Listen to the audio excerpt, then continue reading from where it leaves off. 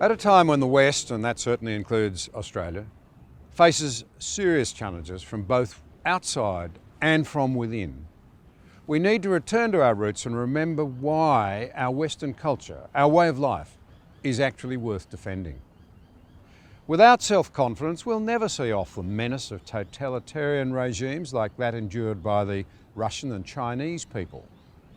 Those regimes hate our way of life.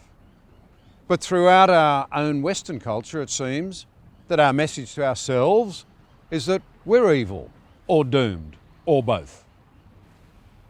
I want to see us regain our optimism, which means rediscovering what made our nation so great to begin with. Not perfect, but nonetheless infinitely freer and better places for human nourishing than so many other regimes around the world are able to provide for their people. The West has created a peace and a prosperity unlike any other time in history. But it's not an accident. It's thanks to Western institutions and values. Values like democracy, the free market, and the rule of law. The Soviet Union collapsed in 1989 because people were tired of totalitarianism, of communist governments, and of no personal freedom.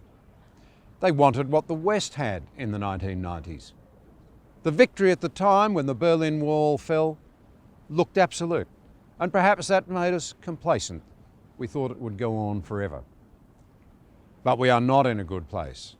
And to return to a better place, we need to refine our fundamental freedoms and to clearly establish in our own minds why they are important and why they have been the engine for our progress and can be again now, even when we face difficult challenges that need to be resolved. These are what I would call our freedoms. Freedom of speech, freedom of association, freedom of belief and conscience, and freedom to own private property. Together I see them as four legs of a stool. Weaken one and all are compromised. So why do they matter? Freedom of speech means the right to have a healthy, contested debate, to encourage critical thinking, and to ensure that the best ideas rise to the surface and the worst ideas sink. It also means the right not to speak about certain matters or to use certain terms and certain words. We ought to be free to choose. When we lose freedom of speech, we lose open, honest discussion. We actually threaten the marginalised and the voiceless, the minorities in our society and their capacity to express a concern or turn their attention to things that need addressing. It is in fact through freedom of speech that we defend all other freedoms. So I'm alarmed by the recent trend towards what is now called cancelling others, or engaging with our emotions at the expense of clear thinking and a real understanding of the realities surrounding us. But freedom of speech can't exist without freedom of association. Freedom of association, or indeed the freedom not to mix in a certain group, protects our natural desire to collaborate with or employ the people we choose. I would note, of course, that it never implies a right to be dismissive or to reject other people and their dignity and their standing as fellow citizens. But I do make the point, by way of example, that when I was Deputy Prime Minister, I handpicked my team carefully because I wanted people I knew I could trust, people I knew who were on board with where I was seeking to go and what I was seeking to do. In the end, the judges of whether I had it right were, of course, the voters.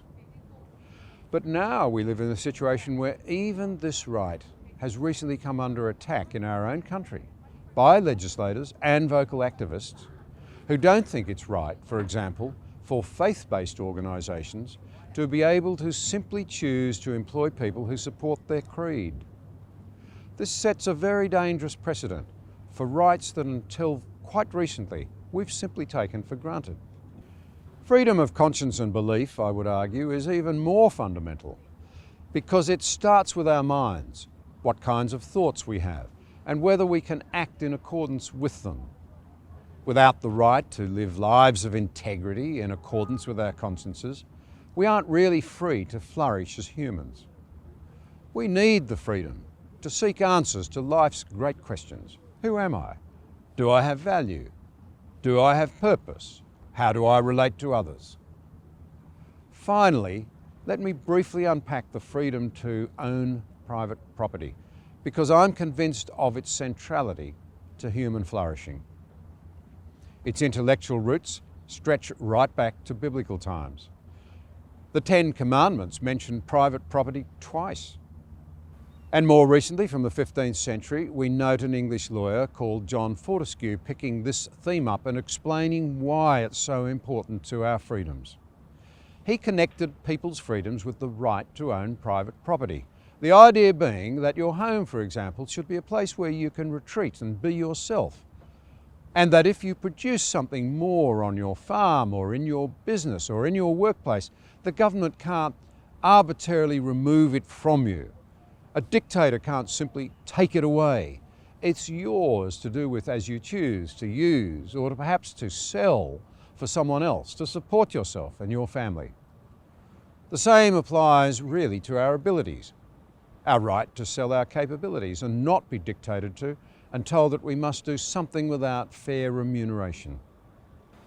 So it's not a modern libertarian idea, but an ancient right which encouraged productivity, individual responsibility and stability. Indeed, I think it's quite clear that it has been at the heart of our capacity to lift countless millions of people out of the prospect of short, brutish lives. If the state can't guarantee that our land, our house, our business, our resources are ours, worse, if it tries to take them for itself without just compensation and fair dealing, the incentive for us to be good citizens is profoundly compromised. We see this, I'm afraid, now emerging with our current housing crisis. Many young people feel disconnected from politics, from our way of life. They're discouraged, even disengaged, and wanting perhaps to challenge our way of life and our economic model because they don't feel they have a stake in our society and our economy. That's why I think the issue of home ownership is actually very important in the current debate. It naturally goes to the heart of what we value and our desire to defend it. There's a brilliant Australian film called The Castle. If you haven't seen it, I do recommend it. It revolves around a husband willing to give everything to defend his house. Just a small, modest house on the edge of the great city, under power lines and right by an airport. But he sees it as something worth defending from being bulldozed. Why? Because, as he says to the judge when he's fighting his case, it's not a house, it's a home. I'm a believer in the right to private property because I think it makes us all better, more conscientious and community-minded citizens. It also, I would add, remains the key to building prosperity and giving lives of substance and of length, in contrast to the experience for so many centuries down before our time. Countless men and women have sacrificed their lives for these freedoms, or they've died because they lacked them. So today, as much as ever, there are people all over the world who long for the type of life that we in the West take for granted. Over 30 years after the Berlin Wall fell, Russia has invaded Ukraine to prevent Western influence. The Chinese Communist Party is setting up a consciously different model to Western governance based on state surveillance and massive social engineering at the price of individual freedom and flourishing. In Iran, dozens of civilians have been executed for daring to stand up to their government. This common theme reflects the fact that people live under governments that don't care about individuals and their rights. People can be sacrificed for some supposed higher ideal. And there always seems to be the need to get rid of just a few more in the pursuit of that higher ideal until no one is safe. So although governments don't create our freedoms, and it's important to remember this, we need governments to accept the responsibility of defending our freedoms And when they don't, we should be vigilant and demand that they do. They're our freedoms. There's an irony. But governments need to recognise that they are downstream of us, and they should therefore accept the need for them to defend our right to exercise our freedoms. It does not work the other way around. This means that the West relies on good leaders who are committed to serving the nation rather than themselves. And we should support our governments for their role in protecting us. But we must also watch out for governments starting to infringe on our basic freedoms. It can happen very easily. And to do that, we must shoulder individual responsibility rather than seeing freedom as permission to do whatever we like. The danger in confusing freedom with license are very profound. American founding father John Adams famously said that our Constitution is made for a moral and religious people. It will not otherwise survive.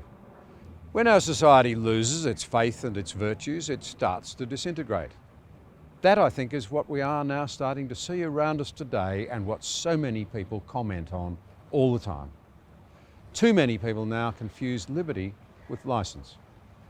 Liberty must always be accompanied by wisdom and virtue if it is to last.